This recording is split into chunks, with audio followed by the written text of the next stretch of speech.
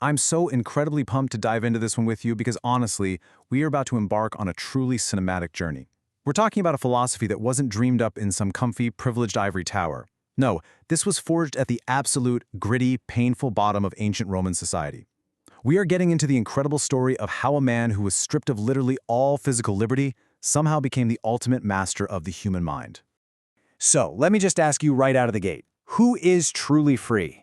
I want you to really challenge yourself to define what freedom actually means to you right now. Because, there's this massive paradox we all live with today. Most of us have total physical liberty, right? We can travel wherever, we choose our jobs, we can say what's on our minds. But despite all that, how often do you still feel completely trapped? Trapped by modern anxieties, trapped by what other people think of you, or just trapped by your own endless scrolling and desires? Well, enter Epictetus. Just listen to the absolute defiance in this quote. I must die, so must I die groaning too. I must be imprisoned, so must I grieve at that too. I mean, it is so sharp, it's sassy, and it brilliantly sets up this radical, game-changing concept we're exploring today. Basically, your physical circumstances, no matter how terrible they might be, do not get to dictate your emotional state. You always have a choice. Section 1. The Slave Who Found Freedom. To really wrap our heads around his philosophy, we have to ground it in the brutal, historical reality of his life. Picture this. Epictetus is born around 55 CE in Hierapolis, and he is born straight into slavery. From the literal second he took his first breath, his body legally belonged to someone else. He ends up in Rome, owned by this powerful, notoriously cruel master in Emperor Nero's court. But against all odds, while he's enslaved, he's allowed to study under the great Stoic teacher Musonius Rufus. Eventually, he gets his freedom, he starts teaching, then gets banished by the paranoid Emperor Domitian, and instead of giving up, he just resiliently moves to Greece and opens a wildly successful philosophy school. For Epictetus, Stoicism was never just a fun academic theory. It was a gritty, life-or-death survival mechanism. And the stories of his sheer psychological dominance are just legendary. There's this famous account where his master, a guy named Epictetus, was actually torturing him. He was violently twisting Epictetus's leg.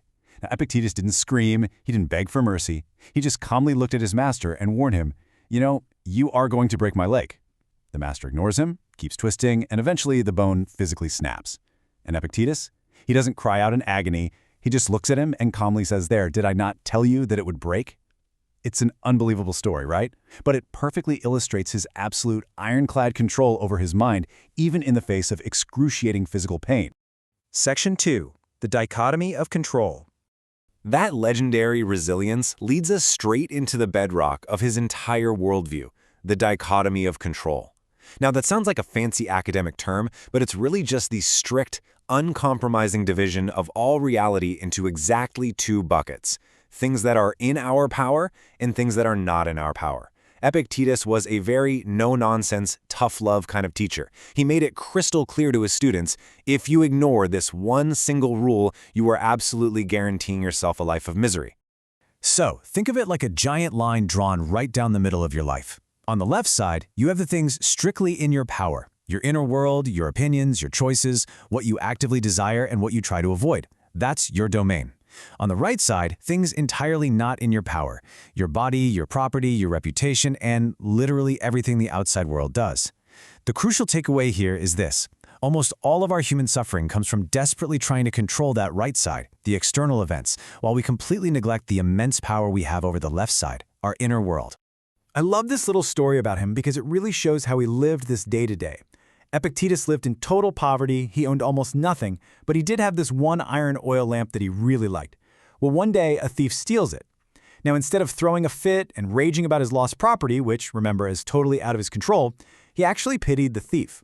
He reasoned that this guy had just traded his own moral honesty for a cheap piece of metal.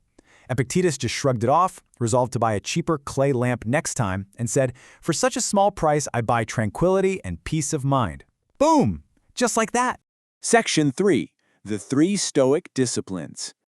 Okay, so how do we actually do this? How do we put it into practice? The modern scholar Pierre Hadot actually analyzed Epictetus' school curriculum, and it breaks down into 3 core disciplines. You've got the discipline of desire, which links to physics, and basically means consenting to your destiny.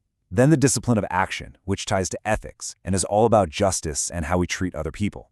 And finally, the discipline of assent, which is tied to logic and keeping your mind totally objective. But don't let the terms fool you. These were not meant to be dry textbook subjects. Epictetus designed these as rigorous, daily mental workouts for your soul. And the sequence here is absolutely crucial.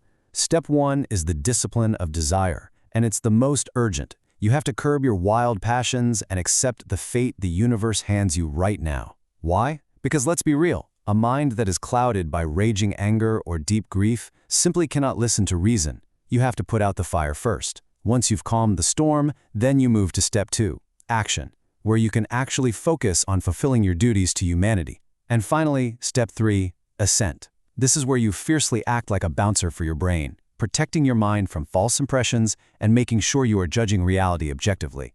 Section 4. Playing your assigned role.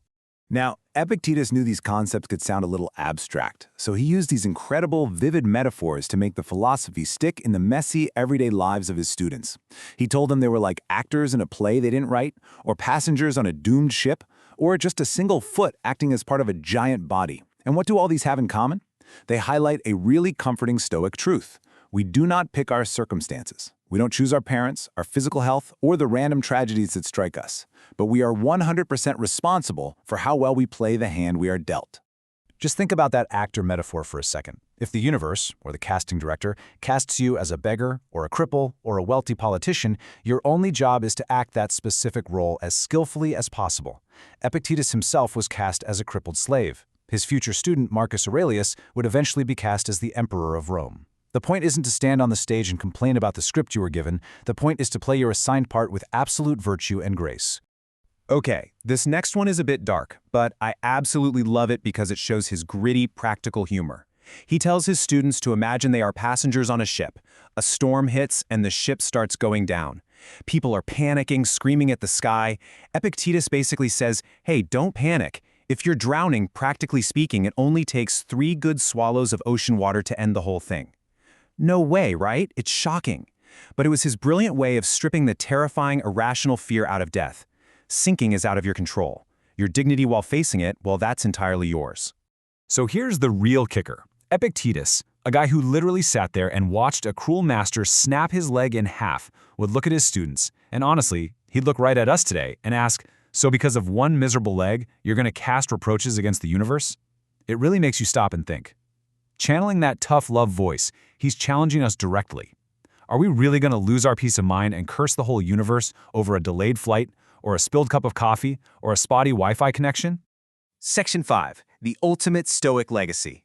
By forcing people to confront their own minds like this, Epictetus created a ripple effect that genuinely changed history. But here's a crazy piece of irony for you.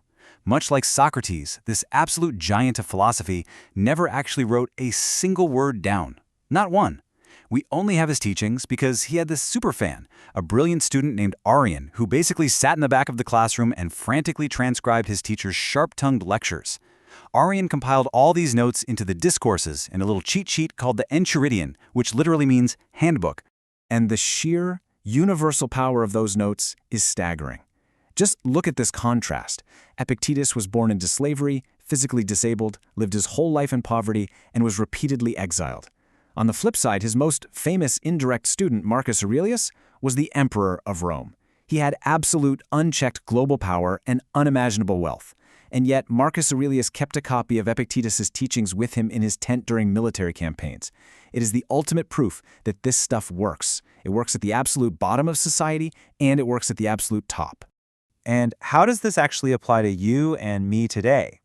Well, if you've ever sat on a therapist's couch, there is a very good chance you've used Epictetus's exact techniques. That idea, that it's not the events themselves that upset us, but our judgments about those events, that is literally the absolute foundation of modern cognitive behavioral therapy, or CBT. He is the bedrock of what we now call psychological resilience. In a world full of 24/7 noise and chaos, Epictetus basically handed us a highly practical manual for keeping our sanity totally intact. Which brings us to the core takeaway of this whole explainer. No man is free who is not a master of himself. Let that sink in. True freedom, it has absolutely nothing to do with your bank account, who your boss is, your social status, or even your physical health. True freedom is an inside job. It is entirely 100% about mastering your own mind, your own desires, and your own choices. So I want to leave you with Epictetus's ultimate ringing provocation. How long are you going to wait before you demand the best for yourself? You have the tools now. You know the dichotomy of control. Stop wasting your energy worrying about the things you cannot change and start fiercely managing the things you can. Thank you so much.